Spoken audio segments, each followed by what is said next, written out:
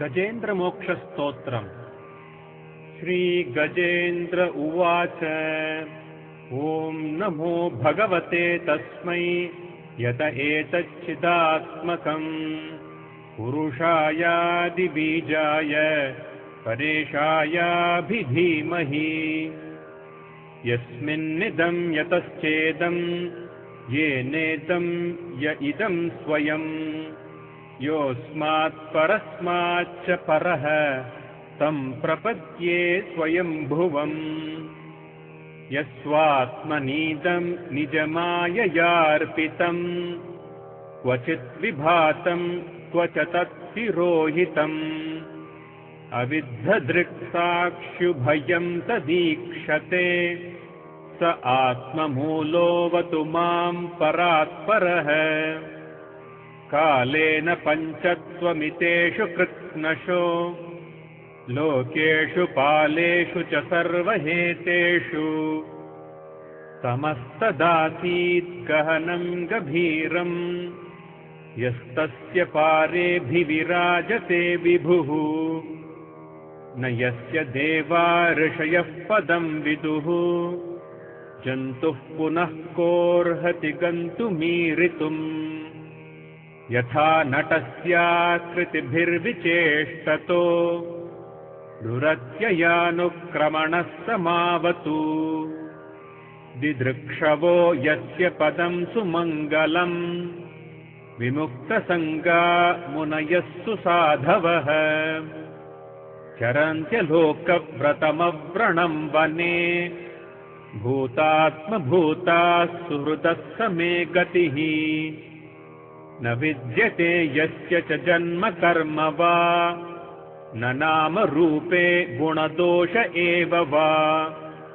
तथापि लोकाप्ययसम्भवाय यः स्वमायया तान्यनुकालमृच्छति।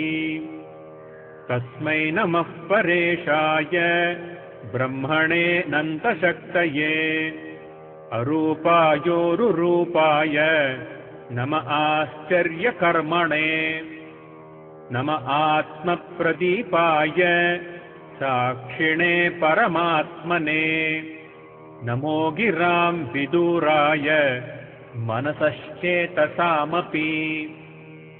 सत्त्वेन प्रतिलभ्याय नैष्कर्म्येण विपश्चिता। नमः कैवल्यनाथाय निर्वाणसुखसंविदे। नमः शान्ताय घोराय मूढाय गुणधर्मिणे। निर्विशेषाय साम्याय नमो ज्ञानघनाय च। क्षेत्रज्ञाय नमस्तुभ्यं सर्वाध्यक्षाय साक्षिणे। पुरुषायात्ममूलाय मूलप्रकृतये नमः। सर्वेन्द्रियगुणद्रष्ट्रे सर्वप्रत्ययहेतवे असताच्छाय योक्ताय सदाभासाय ते नमः। नमो नमस्तेऽखिलकारणाय निष्कारणायाद्भुतकारणाय सर्वागमाम्नाय महार्णवाय नमोपवर्गाय परायणाय। गुणारणिच्छन्नचिदूष्मपाय तत्क्षोभविस्फूर्जितमानसाय नैष्कर्म्यभावेन विवर्जितागम स्वयं प्रकाशाय नमस्करोमि। मादृक्प्रपन्नपशुपाशविमोक्षणाय मुक्ताय भूरि करुणाय नमोलयाय।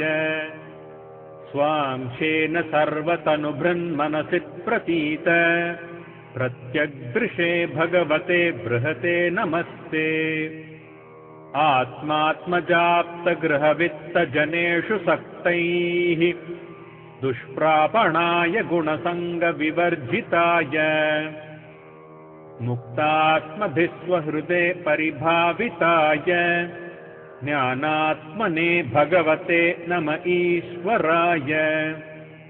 यं धर्मकामार्थविमुक्तिकामा भजन्त इष्टां गतिमाप्नुवन्ति किं त्वाशिषो रात्यपि देहमव्ययम् करोतु मेधभ्रदयो विमोक्षणम् एकान्तिनो यस्य न कञ्चनार्थम् वाञ्छन्ति ये वै भगवत्प्रपन्नाः अत्यद्भुतं तच्चरितं सुमङ्गलम् गायन्त आनन्दसमुद्रमग्नाः तमक्षरं ब्रह्म परं परेशम् अव्यक्तमाध्यात्मिकयोगगम्यम् अतीन्द्रियं सूक्ष्ममिवातिदूरम् अनन्तमाद्यं परिपूर्णमीडे यस्य ब्रह्मादयो देवा वेदालोकाश्चराचराः